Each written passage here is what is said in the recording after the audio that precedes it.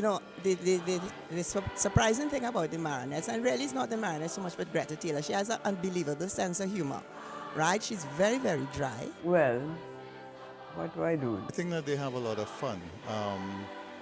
It's very serious work, and Greta, as you know, will take her music very seriously. And Joanne is very, very organized. She's sort of like the backbone of the organization. But once people rehearse and they know their music and that sort of thing, they also have fun. And I don't know if people know that Marionettes, the Marionettes Chorale, they have fun afterwards. They might get their buff, and so if they know their music or they don't know their lyrics, the words to the songs, but all in all after that, they do have fun. We have a lot of fun backstage, yes, yes.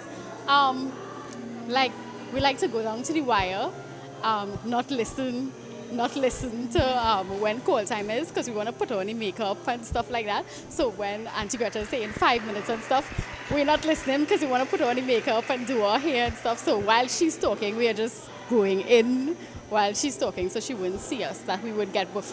This time, the rehearsals and the fun times that we have, especially my section, the altos, which are a very unified section. I mean, the altos are the fun section of the choir. I'm sorry, I'm taking kudos for the altos here. I can't say that. I could tell all of that. Right? My favorite part, well, I would say, is performance time. That and after, when it's finished. But and at this last concert, I was almost helpless laughing because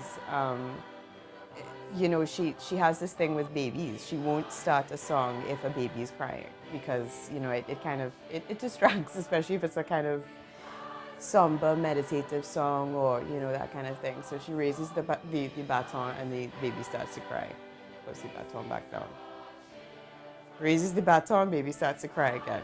Baton comes back down. And that went on 2-3 times to the point where the audience started to laugh because, they're not seeing her face. We on stage are cracking up because the expressions on her face are priceless. I always say that, the audience is missing half the show because they don't get to see her face.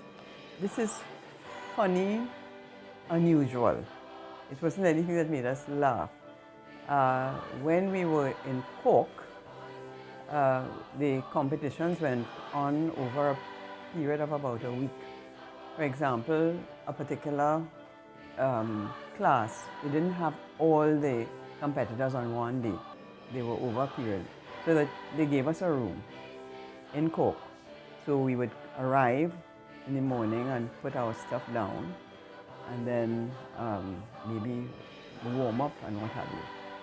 And our closest rivals were from Czechoslovakia. Of course, all that has changed now politically, everything has. But I don't know if they felt threatened by the Trinidad and Tobago choir. So let's say there were about 5 days you were there.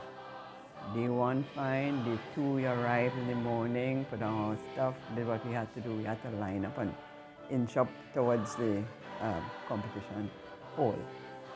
And by about the 3rd morning, when we arrived to put down our stuff as usual, there was somebody in a uniform with a gun.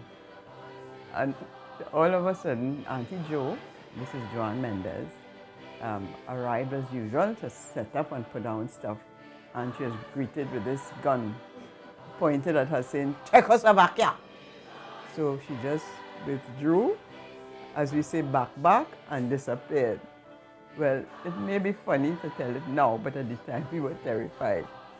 And I think things have changed since then politically in Czechoslovakia. It's now the Czech Republic. As if a child